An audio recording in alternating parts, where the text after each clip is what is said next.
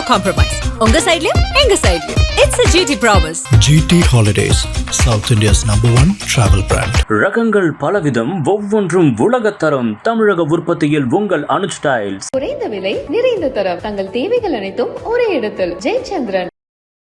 கைம்பொண்ணுக்கு தேவையில்லை கண்ணாடின்ற மாதிரி இது உண்மையிலேயே பாஜக தான் பண்ணதுன்றதுல அப்பட்டமா தெரியுது, வெட்ட வெளிச்சமா தெரியுது. மொத்தம் 27 modification, over 50 political sensitive lines targeting state and central government policies should be muted, beep போடணும். அடுத்தது எம்ஜிஆர் ரெஃபரன்சஸ், இப்போ இதெல்லாம் போட்டாச்சு, இதெல்லாம் தான் கட்ஸ். அவங்க கொடுத்த 27 கட்டோட இதெல்லாத்தையும் அக்செப்ட் பண்ணிட்டாங்க. இப்போ 29th சர்டிஃபிகேட் வரல, 5th போயிட்டு ஏன் கொடுக்கலன்னு கேட்டா வந்துரும் சொல்லிட்டு 5th நீங்க என்னங்க 9th ரிலீஸ் 5th கொடுக்க மாட்டேங்கிறீங்கன்னு கேட்டா அதுக்கு அவங்க என்ன சொல்றாங்க, நாங்க ரெவ்யூ பெட்டிஷன் கமிஷன் போறோம்.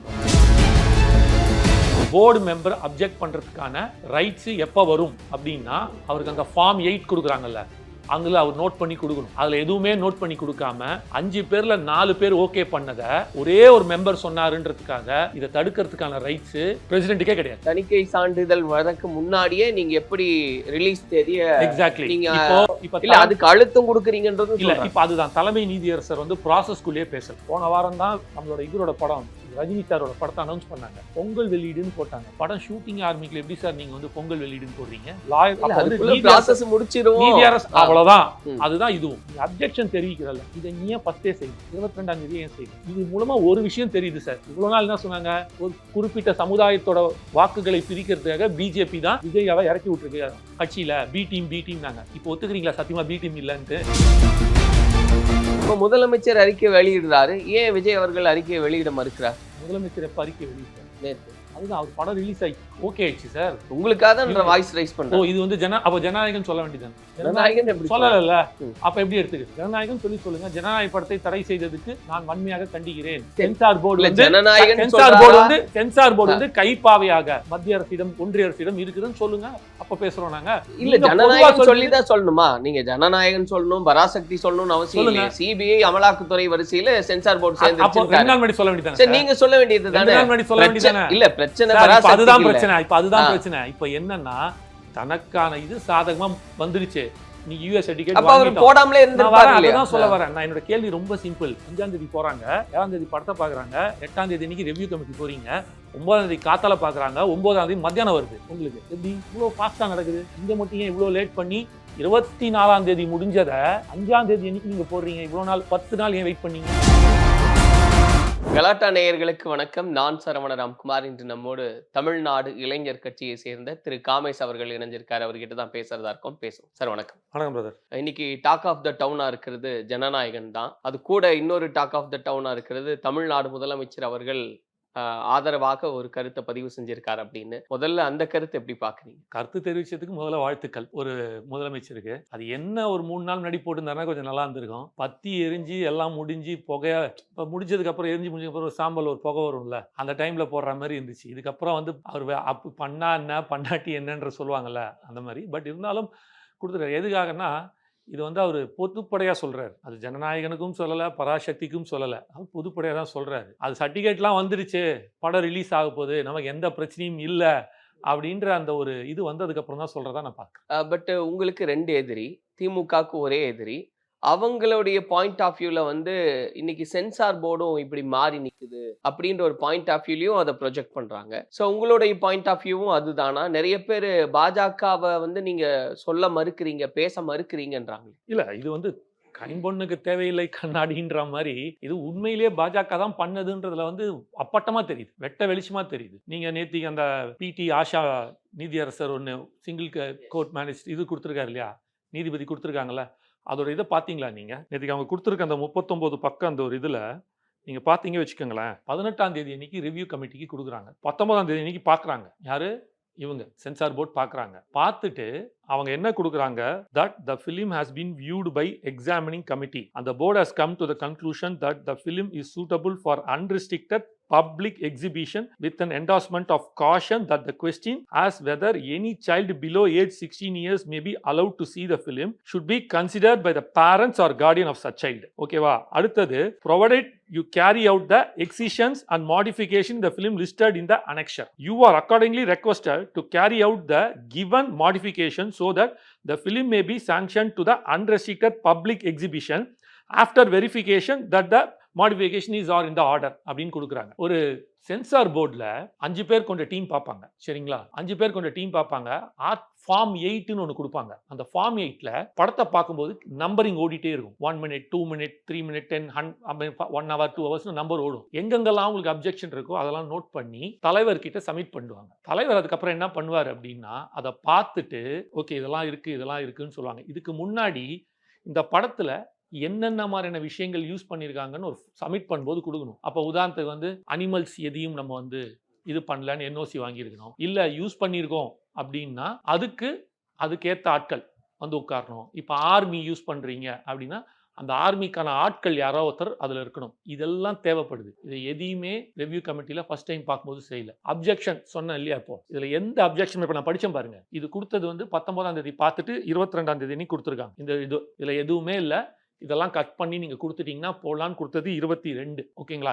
இதை கொடுத்ததுக்கு அப்புறமாக இல்லைன்னா அவங்க கொடுத்துருவோன்ட்டாங்க. எல்லாம் முடிஞ்சிச்சு. இப்போ இந்த அப்ஜெக்ஷன் ஃபார்ம் 8 போட்டு இந்த அப்ஜெக்ஷன் பண்ணுறாங்கல்ல, அப்போது இவங்க சொன்னாங்கல்ல ஏதோ ஒரு மதத்தை குறிக்கிற மாதிரி ஒரு வார்த்தை, இல்லை அப்படின்னா ஒரு ஆர்மியில் இருக்கிற ஒரு வார்த்தை, இது பிரச்சனை இருக்குன்னு, இதெல்லாம் எதுவுமே குறிக்கவே இல்லையே. இது வந்து எதில் வந்திருக்குன்னா ஜட்ஜோட ரிப்போர்ட்டில் வந்துருக்கு. அதுக்கப்புறம் அடுத்த ரிப்போர்ட் 24th ஒன்று கொடுக்குறாங்க.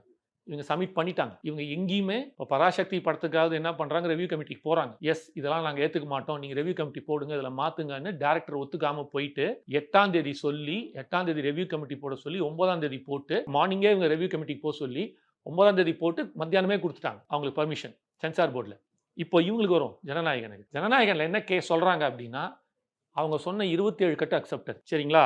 அது போக மொத்தம் 27 மாடிஃபிகேஷன்ஸ். அதில் என்னென்ன சொல்லியிருக்காங்கன்னா, political dialogues, over 50 political sensitive lines targeting state and central government policies should be muted, beep போடணும். அடுத்தது MGR references to the late MG Ramachandran use to draw political parallels to Vijay character where order to be removed. ஏதோ அது பாட்டு ஏதோ வருது, நான் ஆணையிட்டால்னு ஒரு song பாடுறாராம், humming பண்ணிட்டே போறாராம், அதை தூக்க சொல்லியிருக்கிறாங்க. அடுத்தது several glorifying action sequence including stabbing, gunfire and blast were blocked out or shortened. ஒன்று ட்ரிம் பண்ணி கட் பண்ணு, இல்லைனா தூக்கு. அடுத்தது the board flagged scenes for allied religious hurt and objectionable portrayal of the armed forces. இதையும் சொல்லிட்டாங்க, இதையும் எடுத்தாச்சு. அப்புறம் வந்து despite the makers agreeing to all the 27 the CBSE chairperson invoked the rule 24 on January 5 referring to the film னு சொல்லி தனியாக கொடுத்துருக்காங்க. இப்போ இதெல்லாம் போட்டாச்சு. இதெல்லாம் தான் கட்ஸ். அவங்க கொடுத்த 27 கட்டோட இதெல்லாத்தையும் அக்செப்ட் பண்ணிட்டாங்க. அதுக்கப்புறம் the suggested cuts were expressly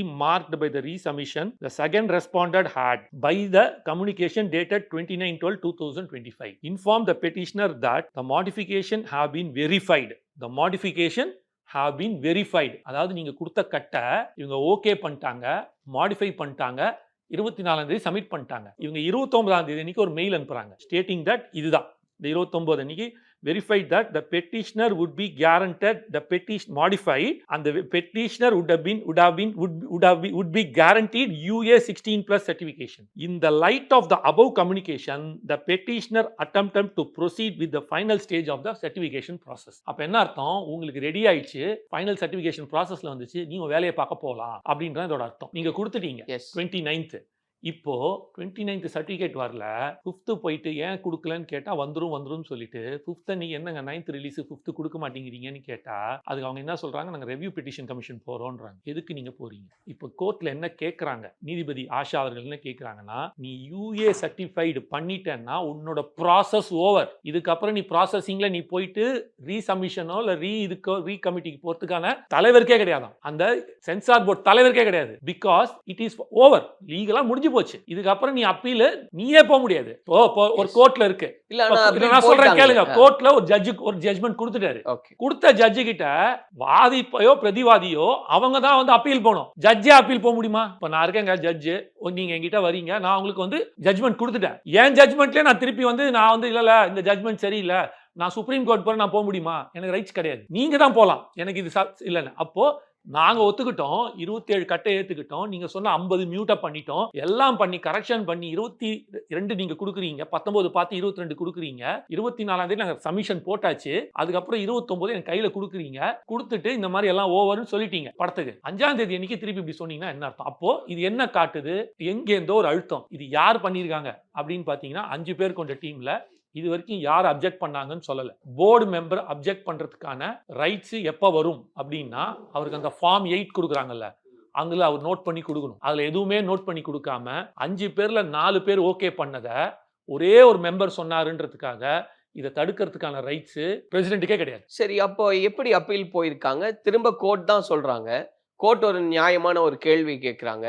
ஒரு தணிக்கை சான்றிதழ் வரக்கு முன்னாடியே நீங்க எப்படி ரிலீஸ் தேதிய எக்ஸாக்ட்லி நீங்க இப்ப இல்ல அதுக்கு அழுத்தம் கொடுக்குறீங்கன்றதும் இல்ல சொல்றாங்க. இப்ப அதுதான் தலைமை நீதியரசர் வந்து ப்ராசஸ்குள்ளேயே பேசல. அவர் எங்க நிக்கிறாரு அப்படின்னா, இதுக்குள்ள என்ன நடந்துச்சுன்ற ப்ராசஸ்குள்ளேயே போல. அவர் இன்ஃபேக்ட் அந்த கண்டென்ட்குள்ளேயே போல. இன்ஃபேக்ட் அவர் என்ன சொல்றாரு, இதுக்கான ஒரு சிஸ்டம் இருக்குல்ல, நீதிபதிக்கான ஒரு சிஸ்டம், கோர்ட்டுக்கான ஒரு ஒரு ப்ரொசீஜர் இருக்குல்ல, அவர் ப்ரொசீஜர் பத்தி பேசுறாரு தெளிவா.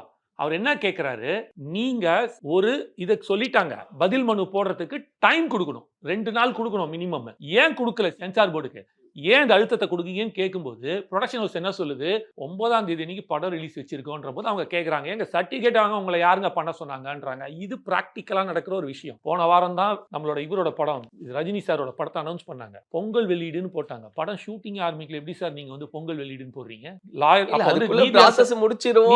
அவ்வளவுதான். அதுதான் இதுவும். இப்போ எதுக்காக இவங்க போனோம் அப்படின்னா, இவங்க என்ன போட்டிருந்தாங்க, இப்போ நான் உங்ககிட்ட இதான் படிச்சேன், இது வந்து ஆஷா நீதியரசர் கொடுத்த ஸ்டேட்மெண்ட், ஜுடிஷியல் ஸ்டேட்மெண்ட். இது சும்மா வாய் வார்த்தையில, இது ஜுடிஷியலா அப்லோட் ஆன மேஜிஸ்ட்ரேட் கோர்ட்ல வந்து வந்திருக்கிற ஸ்டேட்மெண்ட். இதுதான் வந்து நேற்று நைட் அப்லோட் ஆகிருக்கு. இதுதான் நான் எடுத்து படிக்கிறேன். அப்ப இதுல எல்லாமே கரெக்டா இருக்குல்ல. இப்போ என்னோட கேள்வி என்னன்னா, நீ அப்ஜெக்ஷன் தெரிவிக்கிறல்ல, இதை நீ ஏன் ஃபர்ஸ்டே செய்யல? 22ஆம் தேதியே ஏன் செய்யல? 19ஆம் தேதியே செய்யல? அந்த ஃபார்ம் 8ல நீ ஏன் இத்தனை 50 கட்டு கொடுத்து பண்ணிருக்கீங்களா? இப்ப புதுசா ஏன் கொண்டு வரீங்க? இது அன்னைக்கு நீங்க செய்ய வேண்டியதான். சொல்லு, பண்ணாம ஏன் போனீங்க? அப்போ எங்கேருந்தோ ஒரு அழுத்தம், யாரோ ஒருத்தர் கொடுக்குறாரு. யார் கொடுக்குறாரு? பாஜக. நான் ஓப்பனாவே சொல்ல, எனக்கு சார் பயம், ஒரு பயம் இல்லை. 100% அவங்கள எப்படியாவது அடிப்பணியை வச்சு அவங்கள வந்து உள்ள கொண்டு வரணும் தன்னோட கூட்டணிக்குள்ள அப்படின்றதுக்காக அடிப்பணியறதுக்காக இது. இப்ப இது மூலமா ஒரு விஷயம் தெரியுது சார். இவ்வளவு நாள் என்ன சொன்னாங்க, ஒரு குறிப்பிட்ட சமுதாயத்தோட வாக்குகளை பிரிக்கிறதுக்காக பிஜேபி தான் விஜயாவை இறக்கி விட்டுருக்கு கட்சியில, பி டீம் நாங்க. இப்போ ஒத்துக்கிறீங்களா சத்தியமா பி டீம் இல்லன்ட்டு? இது ப்ரூவ் ஆகுது. அதுதான் நான் அப்படி பாக்குறேன்.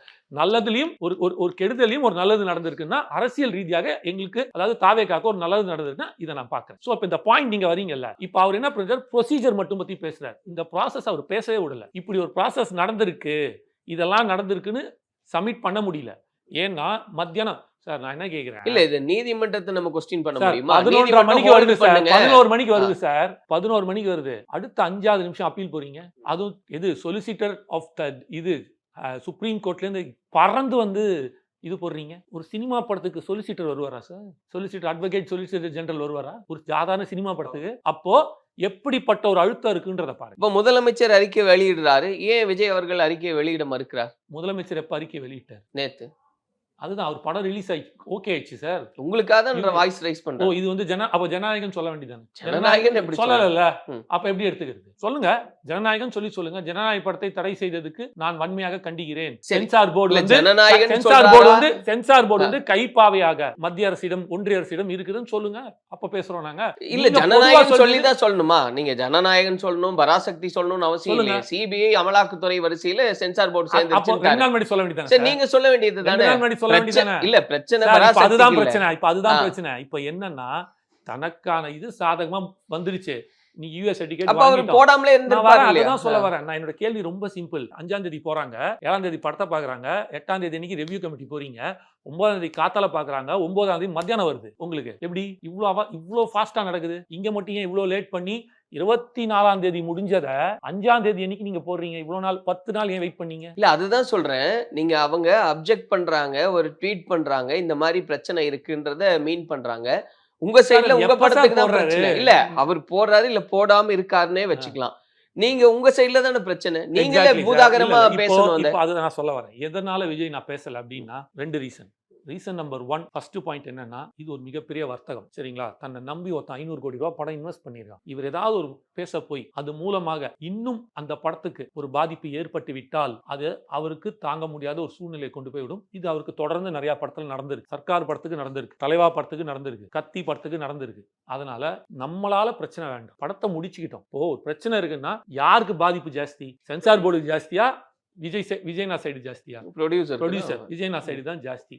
தன்னை நம்பி வந்தவருக்கு முதல்ல நம்மளால முடிஞ்ச ஒரு இஷ்யூ, ஏன்னா அவர் ஆல்ரெடி மலேசியாலே சொல்லிட்டாரு ஆடியோ ஃபங்க்ஷன்ல, சும்மாவே என்னை வச்சு செய்வாங்க, அரசியலுக்கு வந்துட்டேன், இது என்னெல்லாம் பண்ண போறாங்கன்னு தெரியாது, நீங்க பரவாயில்லையா நீங்க படம் ப்ரொடியூஸ் பண்ணுவீங்களான்னு கேட்டதுக்கு பாத்துக்கலாம் சார் பண்ணுங்கன்ட்டு. இருந்தாலும் தார்மீக பொறுப்பு, ஏன்னா அந்த ப்ரொடியூசர் எதை நம்பியும் படத்தை இன்வெஸ்ட் பண்ணல. அந்த 500 கோடியை விஜய் நான்ற ஒரு முகத்துக்காக ஒரு மனிதனுக்காக பண்ணிருக்காரு. அப்ப he is very much answerable and he is very much இதுவா இருக்காரு. இல்ல அது அந்த புரிஞ்சுக்க point. முடியுது. வரேன், அந்த- இல்ல நான் அந்த முடிக்கிறேன், பாயிண்ட்ல நான் சார். புரிஞ்சுக்கிறேன். அதுதான் வரேன். ஆ. அப்போ அந்த ப்ரொடியூசரை முதல்ல சேஃப் எப்படி இருந்தாலும் கொடுத்துதான் ஆகணும். நீங்க என்னைக்கு இருந்தாலும் கொடுத்துதான் ஆகணும். இன்னைக்கு அல்ல, உங்களுக்கு வேணா நீங்க வர விடாம தடுக்கலாம். அடுத்த 10 நாள் கழிச்சு ரிபப்ளிக் டேக்கு வரும். ப்ரொடியூசருக்கு பாதிப்பு வரக்கூடாது, என்னால ஒருத்தருக்கு நட்டம் வரக்கூடாதுன்னு ஒரு ஆக்டரா அவர் ஃபீல் பண்றாரு அப்படின்றது கரெக்ட். பட் பொலிட்டிக்கல் ஸ்டாண்டுக்கு வந்ததுக்கு அப்புறம் சென்சார் போர்டு இப்படி வந்து தொல்லை கொடுக்குறாங்க அப்படின்னு ஒரு மனநிலைக்கு வந்தாச்சு. அதுதான் வெளிப்படையா இருக்கு. அப்படிங்கும்போது அரசியல்னா அது அரசியலா தானே பேசி ஆகணும்.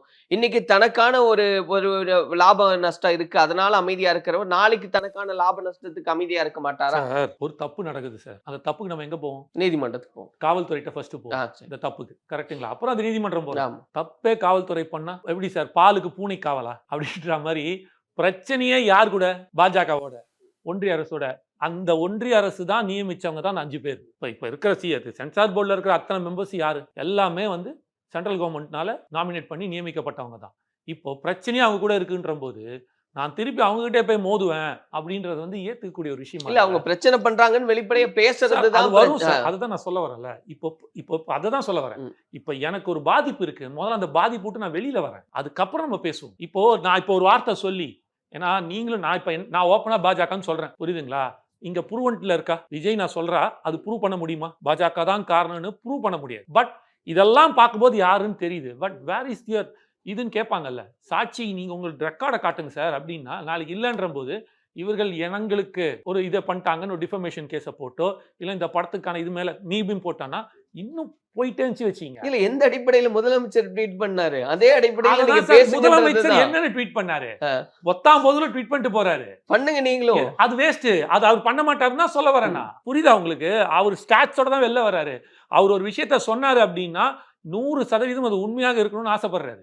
இது வரைக்கும் அவர் கொடுத்ததுல நான் சொன்னதில் தவறு இருக்கிறது, மாற்றிக்கொள்கிறேன், நான் எடுத்துக்கொள்கிறேன், இல்ல அவர் பண்ண ட்வீட்டை வந்து இது பண்ணாரோ சார் எங்கேயுமே பண்ணலையே. அவர் சொன்ன ஒரு இடத்துல கூட தன்னோட ஸ்டாண்ட்ல இருந்து பின்வாங்கலையே.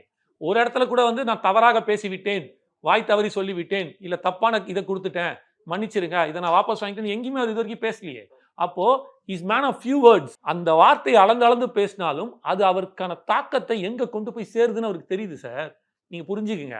அப்போ என்னை நம்பி இத்தனை பேர் பார்க்கறான், நான் என்னோட ஒரு வார்த்தை மேக்கிங் லாட் ஆஃப் டிஃபரன்சஸ். அப்போ நான் இதை பேசக்கூடாது. இப்போ அது முடியட்டும். அதுக்கப்புறம் அதுக்குள்ள இருக்கிற என்ன பிரச்சனைன்றது, ஏன்னா நம்ம வெளியில இருந்து தான் பார்க்கறோம், அவர் உள்ள இருந்து பார்த்துட்டு இருக்காரு. அப்ப அதை எப்படி சொல்லணும்னு இருக்குல்ல, அதே சொல்லுவார், வெயிட் பண்ணுவோம். இப்ப இந்த சினாரியோவோட பொருத்தி இன்னைக்கு தேதியில நம்ம பார்க்கும்போது ஒரு பக்கம் ஜனநாயகனுக்கான சட்ட சிக்கல், இன்னொரு பக்கம் வந்து விஜய் அவர்களுடைய பிரச்சார வாகனமானது பறிமுதல் செய்யப்பட்டிருக்கின்ற செய்தி, அவரை டெல்லிக்கு அழைச்சிருக்கு சிபிஐ விசாரணை, இப்படி பல்வேறு முடிச்சுகளுக்கு நடுவுல சிக்கி இருக்கிறார் விஜய் அப்படின்ட்டு தான் புரிஞ்சுக்க முடியுது. இதையெல்லாம் எப்படி அவிழ்த்துட்டு ஒரு வெற்றியை நோக்கி 26ல நாங்க பயணப்படுவோம்னா முதல்ல இந்த சிக்கல்ல இருந்தே நீங்க வெளியே வரணுமேன்றாங்க. சார் இதெல்லாம் ஒரு பிரச்சனையே இல்லை சார். வாக்களிக்க போறது யாரு? மக்கள் தான். மக்கள். இவரு எலெக்ஷன் நிக்காம தடை செஞ்சிருவாங்களா? அப்படி பண்ணுவோம் கிடையாது. நிப்பார்ல எலெக்ஷன்ல, இப்போ மக்களுக்கு உண்மை தெரியும்ல, வாக்களிக்க போற மக்கள் முதலமைச்சர் ஆக போறாரு. அந்த வண்டி வந்து ஒரு சாட்சியாக போலீஸ்காரங்க எடுக்கிற மாதிரி ஒரு சிபிஐ எடுத்திருக்காங்க. அது பறிமுதலாம் செய்யல. அது வந்து ஜென்ரலா வச்சுட்டு ஓகே நீங்க வண்டி வச்சுட்டு போங்க. இல்ல அவங்க கஸ்டடிக்கு போனாலே அது பறிமுதல் சார். அது அதுதான் சொல்ல வரல,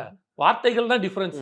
இப்போ நீங்க இருக்கீங்க, இப்ப நீங்க அனுப்பி வச்சிருக்கீங்க, வீட்டுக்கு வாங்க சார் அப்படின்னு சொல்றதுக்கும் இப்ப வீட்டுக்கு வரீங்க, அடடே வாங்க சார் எப்படி சார் இருக்கீங்க, வாங்க வாங்க எப்படி இருக்கீங்க, ரெண்டும் ஒரே வார்த்தை தான், டோன் வேரி ஆகுது இல்லையா? அத மாதிரி தான் இது. அது வந்து ஒரு பரபரப்பை கிரியேட் பண்றதுக்கு பிரச்சார வாகனத்தை நீங்க அனுப்பி வச்சிருக்கீங்க. பிரச்சார வாகனத்தை ஆய்வு செய்தல், இதுதான் ஆய்வுன்னு வரதுக்கு பதில் பறிமுதல். என்னடா பறிமுதலா? இது வந்து ஒரு மீடியா செய்யற டிஆர்பி ரேட்டிங். அதுதான் நான் சொல்ல வரேன். அப்படி பண்றது வந்து என்ன ஆகுதுன்னா வேற மாதிரி மக்கள்கிட்ட கொண்டு போய் சேர்க்குது. இப்ப பிரச்சார வாகனம் பறிமுதல், இப்போ விஜய் தப்பு பண்ணிருக்காரா? லேமேன் அப்படிதான் மைண்டுக்கு போகும். ஒரு சாதாரண ஒரு காமன் மேனுக்கு இதெல்லாம் டீட்டெயிலா தெரியாத, ஒரு படிக்கலன்னா அவனுக்கு அறிவு இல்லைன்னு அர்த்தம் கிடையாது. ஆனா இந்த கண்டென்ட்டுக்குள்ள இல்லாத ஒரு மனுஷன் பறிமுதலாண்டா மாட்டிக்கிட்டாங்கடா, பிரச்சனையாண்டா, இப்படிதான் போகும். அது ஆய்வுக்கு போயிருக்கு. இப்போ நாளைக்கே சம்மனுக்கு அவர் கொடுத்துருக்காங்க, போறாரு. அப்ப அதனால அவர் தான் கொலையாளின்னு போட்டு பாதவர்ஜினா எடுத்தாங்க, புஜியானந்தன் எடுத்தாங்க, சிடி சார் இன்சிடென்ட்ல யாரெல்லாம் இருந்தா, இப்போ உதாரணத்துக்கு நாங்க இருந்தே வச்சுங்க, ஒரு கட்சி தலைவரா நாங்க போயிருக்கிறோம், கூட்டணி கட்சியா நாங்க போறோம், ஒரு ஆதரவு கட்சியா நாங்க போய் நின்னா, யாருப்பா அந்த பையன் காமேஷ் கூப்பிடுப்பா, ஏன்னா நான் ஒரு இண்டிபெண்டன்ட் பாடி, நான் அந்த கட்சிக்குள்ள இல்ல, ஆனா நான் ஆதரவா போய் நின்னா என்ன ஒரு ஐடென்டிஃபை பண்ணி தனியா தூக்குவாங்க. அது நடக்கும், எல்லா இடத்துலயுமே நடக்கும். சாட்சிகள் மாதிரி தானே, அவன் he has to take the report.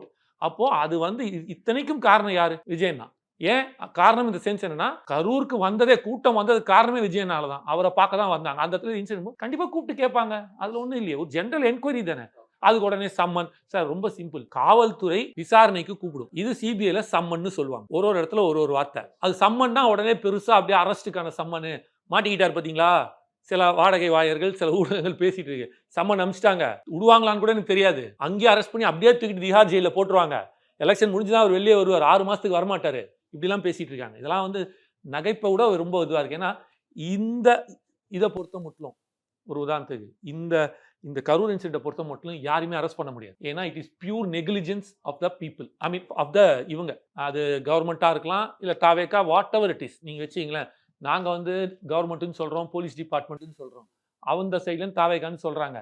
யாரா வேணாலும் இருந்தாலும் இது நெக்லிஜென்ஸ் நடந்தது. இல்ல இதை தாண்டியும் சில ஸ்டேட்மெண்ட் நீங்க சொல்லியிருக்கீங்க. தாவேக்கால வந்து அவங்க சொல்லும்போது ஒரு பக்கம் விசாரணை இருக்க, விசாரணை முடிவுகள் வெளிவரட்டும், ஆனா இதுல சதியெல்லாம் இருக்குன்றது ஆதவர்ஜனா பிரஸ் மீட். அதான் சொல்ல வரேன் சார். நீங்க இப்போதைக்கு இது ஒரு நெக்லிஜென்ஸ்ல தான் நம்ம பாக்குறோம், அரெஸ்ட்னு வராது. இது ஒருவேளை சதியாக இருந்தால் அப்ப அதுக்கு தான் சிபிஐ போகுது. இப்ப ஜெனரலா நீங்க பாத்தீங்கன்னா அந்த இன்சிடென்ட்டுக்கு யார் காரணம் அப்படின்னு எடுத்தீங்கன்னா இந்த தரப்பு இவங்க சொல்லுவாங்க, அந்த ஆனா உண்மையிலேயே அது என்ன, ஒரு நெக்லிஜென்ஸ்னால நடந்தது தானே. அந்த நெக்லிஜென்ஸ் நடக்காம இருந்து கொஞ்சம் நம்ம ஒரு கேர் எடுத்துட்டு அதை கொஞ்சம் ஆர்கனைஸ் பண்ணியிருந்தோம் அப்படின்னா இந்த பிரச்சனை வந்திருக்கு. இதை தான் நாங்க சொல்றோம், இது கவர்மெண்ட் எடுக்க வேண்டிய வேலை. அதுதான் உங்ககிட்ட பர்மிஷன் கேட்கிறோம், அதுதான் போலீஸ் பந்தோபஸ்து கொடுக்க சொல்றோம். அப்ப அந்த போலீஸ் பந்தோபஸ்து கரெக்டா கொடுத்துருந்து அந்த பெண்களை மத்தியானமே 12 மணில நிக்கிறீங்கன்னு சொல்றீங்களா. நாங்க என்ன சொன்னோம், இவங்கெல்லாம் வராதீங்கன்னு சொன்னோம். அப்போ நீங்கள் அப்பயே அமைச்சிருந்தா இந்த பிரச்சனை வந்திருக்காது இல்லையா. ஸோ இது எல்லாமே எடுத்துகிட்டு போகும்போது ஒரு நெக்லிஜென்ஸான விஷயமா தான் நாங்கள் பார்க்க போகிறோம். அன்ஆர்கனைஸ்டாக பண்ணது அப்படின்னு நாங்கள் வைக்கிறோம். அப்போ அந்த பொறுப்பை யார் எடுத்துக்கணும்? சிபிஐ வரும்போது இதற்கு காரணம் இவர்கள் தான், இந்த பொறுப்பு இவங்க தான் ஏற்றுக்கணும் அப்படின்றத சொல்ல வருவாங்க தான் நாங்கள் கேட்குறோம். இதில் ஒரு சதி இருக்கான்னு செக் பண்ணுங்கன்னு சொல்கிறோம்.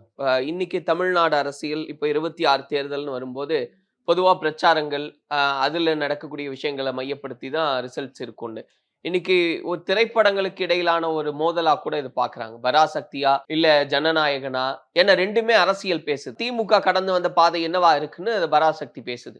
அப்போ இதுக்கு இடையில இருக்கக்கூடிய அந்த பேட்டில் அப்படின்றத எப்படி பாக்குறீங்க? விஜய் பயந்துட்டாரு, பராசக்தி எக்ஸ்ட்ராடினரியா வந்திருக்கு. ட்ரெய்லர் கூட பாத்தீங்கல்ல, இது 3 கோடி போயிருக்குது, அது 3.25 கோடி போயிருக்குன்ட்டு. 3 கோடி இது நேச்சுரலா போனது, அது 3.25 கோடி எப்படி போச்சுன்றது எல்லாருக்கும் தெரியும். அது நார்மலா போயிடுச்சு, போட்டு பண்ணிருக்காங்க. அதை வந்து எடுத்தே போட்டாங்க வர்ச்சுவல் வாரியர்ஸ். எங்கத்துல எப்படி வந்து அதை பூம் பண்ணாங்க, என்ன மாதிரியான அது பெய்டு அப்படின்றது ஒரு இருக்கட்டும், அதெல்லாம் இருக்கட்டும், அதெல்லாம் நம்ப மாட்டாங்க, பொய்யும்பாங்க, அதெல்லாம் விட்டுருவோம். இப்போ நீங்க சொன்னாங்க இல்லையா, ஜனநாயகன் வந்தா பராசக்தியிடம் தோத்துடும், இல்லை நிறையா திமுகவோட அன்பு தோழர்கள், வாடகை வாயர்கள் பேசுறாங்கல்ல. நேத்தில முந்தானேத்தி வரைக்கும் இருக்கிற pre ticket advance booking sales மட்டும் நான் சொல்றேன். பராசக்தி தமிழ்நாடு மட்டும் இல்லை, ஓவராலே நம்ம பேசுவோம், தமிழ்நாடு மட்டும் இல்லை, பராசக்தி யூகேல 90 lakhs, யூஎஸ்ஏல 40 lakhs, ஆஸ்திரேலியாவில் 18 lakhs, யூரோப்பில் 30 lakhs, rest of the world 31 lakhs, மொத்தம் 2.9 crores. இது வந்து எதுக்கு? பராசக்தி. அப்படியே ஜனநாயகன் வருவோம்.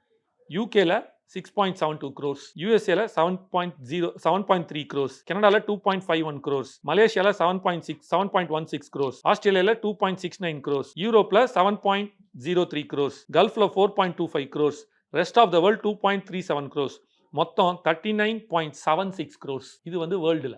அப்படியே தமிழ்நாட்டுக்கு வருவோம். படம் ரிலீஸ் ஆகுமான்னு தெரியல, ஓகேவா, படம் ரிலீஸ் ஆகுமான்னு தெரியல. நான் சொல்றது முந்தானேத்திக்கு, அதாவது இவங்க அனௌன்ஸ் பண்றதுக்கு முன்னாடி படம் தள்ளி போக போகுதுன்னு சொன்னாங்க இல்லையா முந்தானேத்திக்கு, அதுக்கு முன்னாடி வரைக்கும் நீங்க பாத்தீங்கன்னா அதுல தமிழ்நாடு 3,96 லட்சம். எங்க ஜஸ்ட் ஒரு 20 தியேட்டர், இந்த ரோஹிணி, இந்த வெற்றி, இந்த ஓவர் பயங்கர அந்த ஒரு ஹைப்போட போகும்ல, அந்த ப்ரிவியூ ஷோஸ்ன்னு சொல்லுவாங்க, கிட்டத்தட்ட ஃபர்ஸ்ட் ஷோஸ், முதல் ஷோ அதை போட தாண்டி அடுத்த ஷோஸ்க்கு வருதுக்கு கேரளாவில் 2.47 crores, கர்நாடகாவில் 6.86 crores, rest of the world 31 lakhs, overall 48.31 crores. Parasakthi 2.9 crores வெளிநாட்டில்.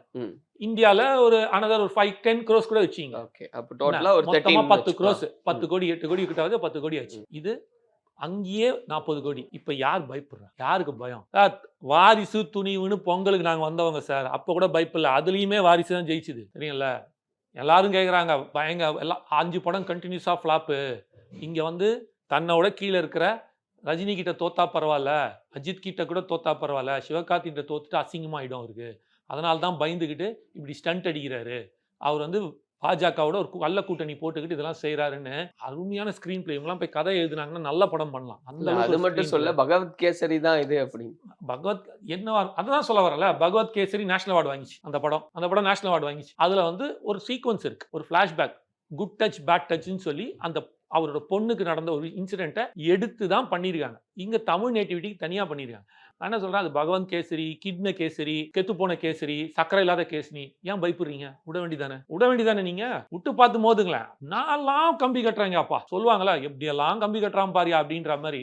2 கோடி பிசினஸ் எங்க, 40 கோடி பிசினஸ் எங்க, 20 மடங்கு எங்கேயோ நிக்கிறாரு, அவர் பயந்துட்டு போறாருன்றீங்க. இதுதான் உண்மை. அதனால சிவகார்த்திகேயனை பார்த்தோ இல்ல பராசக்தியை பார்த்தோ பயம்லாம் யாருக்குமே கிடையாது, எங்களுக்கு எந்த காலத்துலயும் கிடையாது. நம்ம இப்ப இல்ல, படம் ரிலீஸ் ஆகிற அன்னைக்கே சொல்லிட்டாங்க. படம் வந்து எப்போ 6 மாசம் முன்னாடியே சொல்லி பராசக்தி ஷூட்டிங் ஆரம்பிக்கிறதுக்கு முன்னாடியே இந்த படம் பொங்கல் வெளியிடுன்னு சொல்லியாச்சு. அதனால எந்த பயமும் கிடையாது. ஸோ இப்போ இந்த சென்சார் போர்டு இந்த விஷயங்கள்லாம் பேசும்போது எம்ஜிஆரோடைய அந்த பாட்டு ஹம் பண்ணது கட்டு 50 இடத்துல வந்து வசனங்கள் எல்லாம் மியூட்டு அப்படிங்கும்போது எந்த அளவுக்கு ஒரு பொலிட்டிக்கல் மைலேஜ் கொடுக்கும் அப்படின்னு பாக்குறீங்க இந்த ஒரு படம்? ஒரு மிகப்பெரிய மைலேஜ் கொடுத்துருக்கு. மக்களுக்கு உண்மை தெரிஞ்சிருக்கு. விஜயண்ணாவோட நேர்மையை பார்த்து ரொம்ப பாராட்டுறாங்க. ஏன்னா பாஜகவோட பி டீமா தான் இவர் இருந்திருப்பாரோ அப்படின்ற சந்தேகம் ஒரு 5% இருந்து வச்சிங்களேன், ஒரு 10% இருந்து வச்சிங்களேன். இப்போ 99% இல்லைன்னு ப்ரூவ் ஆயிடுச்சு. இன்னும் கம்பி கட்டிட்டு இருக்கிறாங்க சில பேர், அவங்களதான் சொல்லணும். அதனால நான் ரசிகர்களுக்கு என்ன நினைக்கிறேன், பண்ண முடியாம பிஜேபியோட போவாரு அப்படின்னு சொல்றேன். அததான் சொல்ல வரல. இதுக்கெல்லாம் பயந்து போற ஆள் அவர் இல்ல சார். அவர் வந்து அதான் நான் சொல்லணும்னா, அவர் ஒரு தடவை முடிவு பண்ணிட்டு அவர் பேச்சு அவரே கேட்க மாட்டார். அதனால நான் இந்த காணொலி மூலமாக, இந்த டிபேட் மூலமாக சொல்றேன், இனி யாராவது பாஜகவோட பி டீம்னு சொல்லிட்டு திமுக காரர்களோ இல்ல வாடகை வாரிகளோ வந்தாங்கன்னா, தளபதி ரசிகர்கள் அவர்களை எதை கொண்டு அடிக்கணும்ன்றது நீங்களே முடிவெடுங்க. எதுக்கு இதெல்லாம் வேற என்ன சொல்ல முடியும், அவங்க டிசைட் பண்ணுவாங்க. ஏன்னா இவ்வளவு தூரம் ஒருத்தர் போராடிட்டு இருக்காரு அப்படின்ற போது இன்னுமே வந்து நீங்க வந்து அவரை வந்து கருத்தியல் ரீதியா மோதுங்க, ரெடியா இருக்கும். ஆனா அதுக்கு வந்து எதை கொண்டு அடிப்பார்கள்ன்றது கருத்தியலா? அது நான் என்ன சொல்றேன், நீங்க கருத்து சொல்ல வரேன். அந்த அளவுக்கு அவங்க கோவத்துல இருக்காங்கன்னு நான் சொல்ல வரேன். தப்பு ஒண்ணும் இல்லையா, எதை கொண்டு அடிப்பா ஓங்கி அரை கூட அடிங்க, டே தப்புடா நீ சொல்லாதான்னு கூட அடிங்க. அதுதான் சொல்லிட்டல, நான் இப்படிதான் அப்படிதான் சொல்லல. அதுவே தவறுன்னு தான் சொல்ல. நீங்க சொன்ன கருத்தியலா மோதுங்க. அது பண்ணலையா அவங்க? பண்ணாத போது சில பேருக்கு நான் தான் சொல்லல, நீ என்ன ஆயுதத்தை எடுக்கிற அப்படின்றத எதிரி தான் முடிவு பண்றான். நீ இந்த ஆயுதத்தை எடுக்கல, நான் இந்த ஆயுதத்தை எடுக்கிறேன்னு சொல்லலாம். சோ பொறுத்திருந்து பார்ப்போம். ஜனநாயகனும் சரி, இந்த பிரச்சனைகள் எல்லாம் இருந்து எப்படி விஜய் அவர்கள் மீண்டு வர்றாரு, எப்படி இந்த போக்கு இருக்க போகுதுன்றது பொறுத்திருந்து பார்த்து பேசுவோம். நன்றி பிரதர். No compromise. உங்க சைடுலயும் எங்க சைடுலயும். It's a GT promise. GT Holidays, South India's #1 travel brand. ரகங்கள் பலவிதம், ஒவ்வொன்றும் உலகத்தரம். தமிழக உற்பத்தியில் உங்கள் அனுஜ் டைல்ஸ். குறைந்த விலை நிறைந்த தரம், தங்கள் தேவைகள் அனைத்தும் ஒரே இடத்தில். ஜெயச்சந்திரன்.